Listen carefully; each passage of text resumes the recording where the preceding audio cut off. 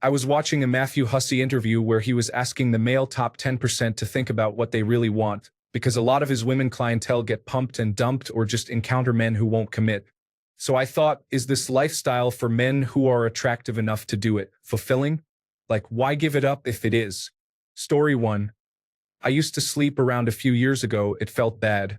Sure, it's fun meeting new people and I love the whole flirting, talking, and then the one-night stand process that I did as it was genuinely fun. But sometimes you just want someone to call on a long ride home or someone you can cuddle and have silly inside jokes. I've been in a relationship for a few years and I enjoy it. Do I miss sleeping with strangers? Sure. Would I prefer that over what I currently have? Now, story 2. After my divorce, I started sleeping around. At some level, I enjoyed the pursuit. The validation was great after a marriage where I was made to feel like a freak for wanting sex. I wasn't happy or fulfilled. At some level, it all started feeling really mechanical. Try to find an opening that might work. Flirt and see if she reciprocated. See where things went. It started feeling like a full-time job. One night a few years ago, I managed to be with a woman who was an analog of my high school crush, just 17 years younger. She even had the same personality. Just to be clear, she was 28 at the time. I already knew that I would never allow another woman to have that much control over me. So I knew marriage was not an option. We had fun in the bedroom and fell asleep. I woke up, went to the bathroom, and was looking at her from the sink. It hit me then that sleeping around wasn't contributing to my happiness. After that night, I just stopped. I spend my time on other pursuits now. Story 3. Did it for many, many years in my early to mid-late 20s. I wanted validation, to be proven I was wanted or of some value to women. The problem was that I was never going to find that self-worth through women. I had beautiful girls and ugly, skinny, and very fat. But to me, they were all the same because I didn't value myself. I was deeply insecure and thought the number of women who'd want me would be proof to myself that I was worthy or good-looking. It was never going to work because there was always another girl who would be the one to give me the value I desired in myself. It wasn't until I fell in love deeply with my ex that I realized what love was. Not just for her, but for myself. Now I'm in a much better place mentally and romantically. I am very selective of who I approach to speak to and ask out. Story 4. I think a lot of these men can have some form of deep-rooted issues. I myself had an extremely distorted idea about sex because I was groomed by 2 different older women on 2 separate occasions when I was not of legal age. It made me manipulative, constantly trying to escalate beyond normal sexual behaviors, unfairly expect sexual acts from girls my age to be the same as the perverted women who basically raped me, and become bored of the girls my age very easily. On top of that, my family was oppressively controlling of my moral values, not by explicit directions, but by instilling in me their extremely restrictive moral values. Add those up, and you have someone with severe commitment issues. It was absolutely not fulfilling.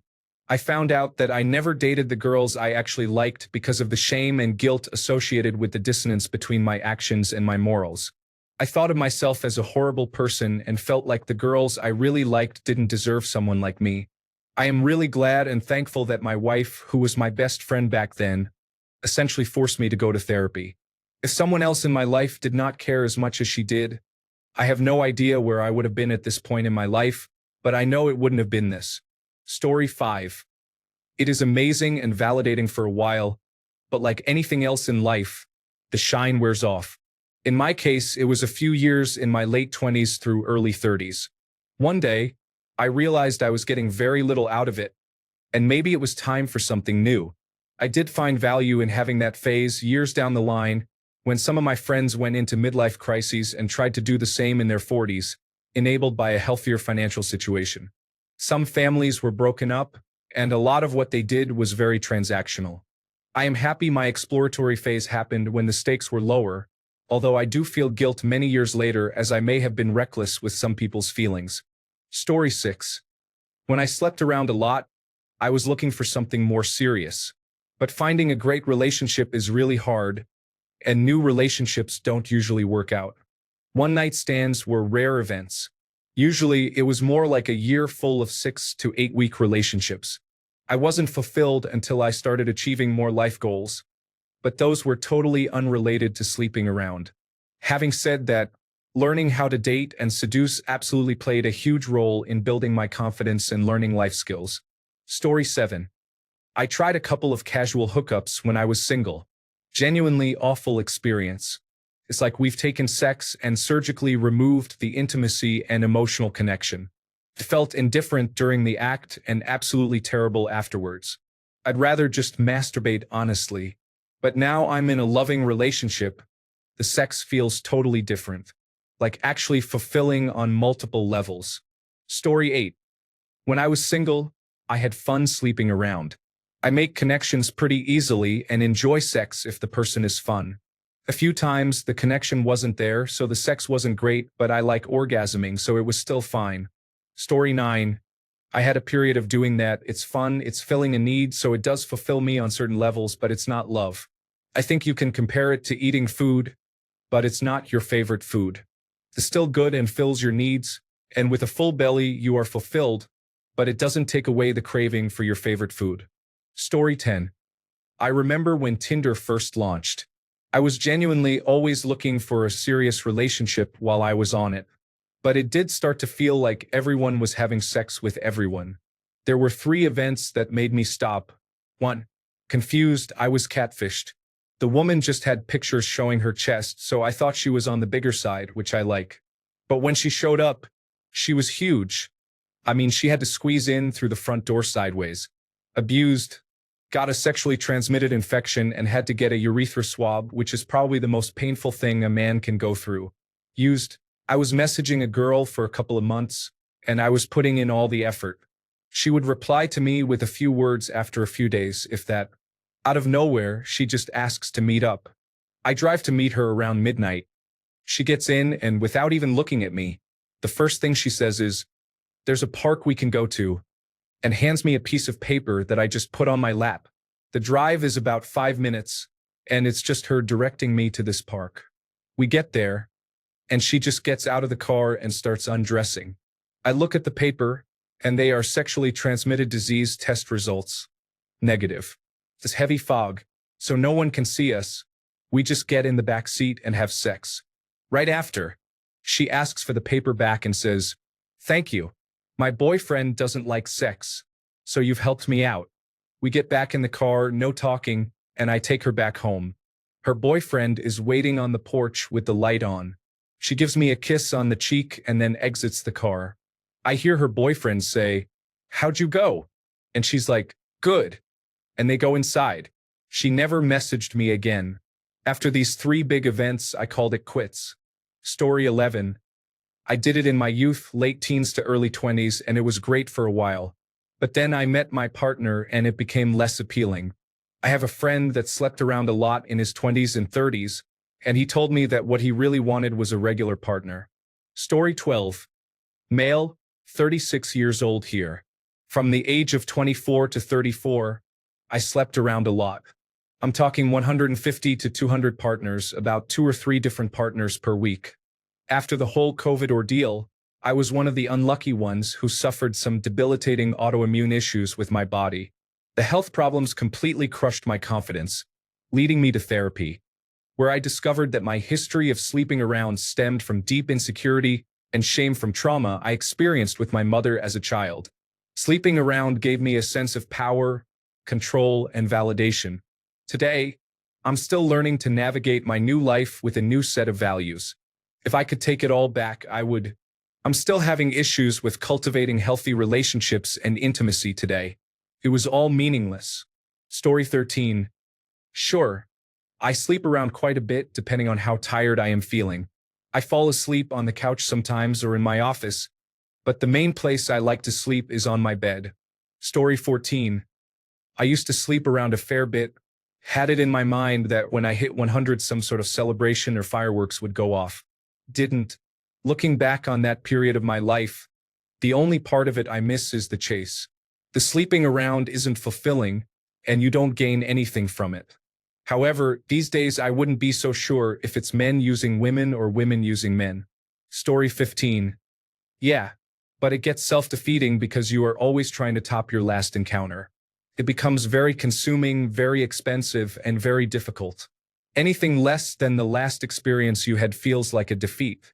Also, at some point, you realize you are harming some of your partners, and that makes it unenjoyable as well. Story 16. I slept around at a point in my life when I wasn't ready for a relationship, and it was nice meeting people and having fun. I always tried to make expectations clear so nobody got hurt. Honestly, I used that time to focus on myself, focus on my friendships, and not have to worry about meeting the right woman for me. After being dumped, I had a year or two of wondering how I would love again. Overall, I think sleeping around allowed me to shift my focus away from seeking to replace my ex, which is a terrible mindset to approach dating with, and just become a better version of myself, build stronger relationships with my friends, and have some fun while I did it. It was fulfilling for my needs at that time, but it couldn't last more than a couple of years. Now, I'm in a committed relationship again and hope I'm never in that position again. Story 17. From 26 until 29, I hit some serious numbers. I was in my prime, but in the end, it's like air. It's no big deal until you're not getting it. Too much of anything gets boring. It also makes you a bit of a sicko with your attitude towards women. Sometimes you say things you know they want to hear with no intention of following your words through. It's a bit discouraging. Story 18. Married a long time here, but back before I met my wife in college. I was pretty heavy into the dating scene and very actively pursuing multiple women. Again, this was college, so more or less par for the course at that age and for both sexes, but let's just say that I had enough success to be qualified to answer this question. My best answer to this question is that it's a double-edged sword, simultaneously a resounding yes, it was fulfilling and in a perfectly healthy and well-adjusted way, and also no, it was often superficial and came with a plethora of negatives as well. In my specific case, I sometimes look back fondly on those memories and feel a genuine sense of fulfillment.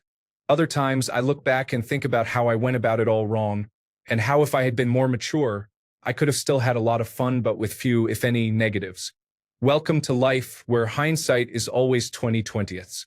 Furthermore, my best analogy is that sex is a lot like money, or even food, when viewed from the standpoint of fulfillment. When you don't have much, it's very noticeable and frustrating. When you do have a good amount, you sort of adjust to that being your new normal and start to take it for granted, and the specialness starts to wear off. Sure, you don't want to lose it, but you also start realizing that it's not driving your happiness and fulfillment as much as you might have expected when you had very little. Ultimately, I fully believe that it really comes down to what you want in life. There are lots of very happy adult men of all ages who feel very confident, secure, and fulfilled being single and having multiple and/or frequent partners. There are also lots of very happy adult men who are in exclusive committed relationships, or who even when single don't feel the need to have multiple and/or frequent partners. Story 19. I didn't sleep around on purpose.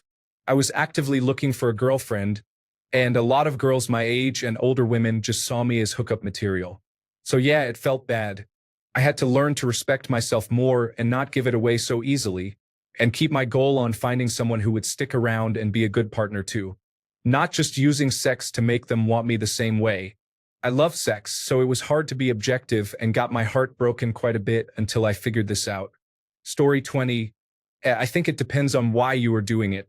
For a while, I was doing it to get over heartbreak. After some therapy, I realized I just like to engage in intimate activities.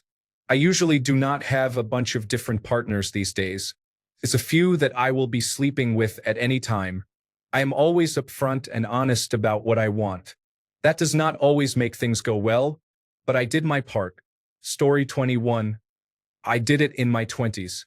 I did it because I was curious and because I could, being somewhat good-looking and working in the nightlife industry, girls were easy to come by. My heart always belonged to one girl, though, the girl that I was fortunate enough to be able to marry, so maybe I just slept around knowing that I only loved one person. While it wasn't fulfilling per se and some nights in life were lonely, I did meet really cool girls that lingered on for a while, friendship-wise, and I got the urge of being unfaithful or curious to see what else is out there, out of my system. Story 22. Yes. I would describe myself as a 29-year-old male who just figured it out. It hasn't been an easy road, and I've gone through many emotions. Love, heartbreak, betrayal, childhood trauma. The list goes on. I had a lot of baggage for a long time and I wasn't the man I am today.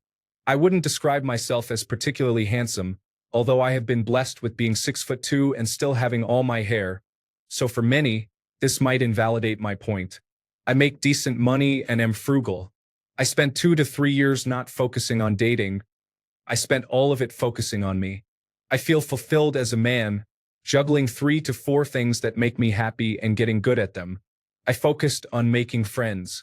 I focused on taking pictures of the cool things I do. The females I did meet, I treated them with respect and as friends, joking that I just want to meet their friends. I started buying clothing at Costco. Whenever something was good quality and fit me well, I would buy it in different colors. Suddenly, I found myself able to put together outfits consisting of 2 to 3 colors. I always wore deodorant at a minimum, casual cologne for regular outings, and more female-approved scents for dates. I got haircuts for my longer hair every few months and avoided looking homeless, unless I was stuck at home. I started thinking of relationships differently. I started seeing men as the initiators of courtship and women as the approvers and deniers. I began putting effort into courtship, taking notes when something important was mentioned, and pumped myself up for dates. I found myself incredibly occupied at all times. Sometimes I wouldn't get to my phone until after the gym at 9 p.m. to respond to texts and dating apps. I had many horrendous experiences and lost money and time being strung along for attention. I can't say it is always pleasant. I learned about women's cycles, a shockingly huge subject. I make an effort to ensure they finish before I do. In short, I just made sure to lead my life the way I want to, and women notice. I take a legitimate interest in the women I spend time with. I genuinely appreciate the ones with whom I have chemistry. I legitimately like them. I find them sexually attractive and I let them know that. When I don't find them that way, I respectfully let them know. I allow those women to see me doing the cool, manly things that I make my hobbies. So far, the result is admiration like I have never experienced before. When they reach out, I give them attention. When they don't, I don't. It's almost like they want it that way. I wish the romance I had in my mind when I was a child was true. Unfortunately, experience has not proved that to be the case.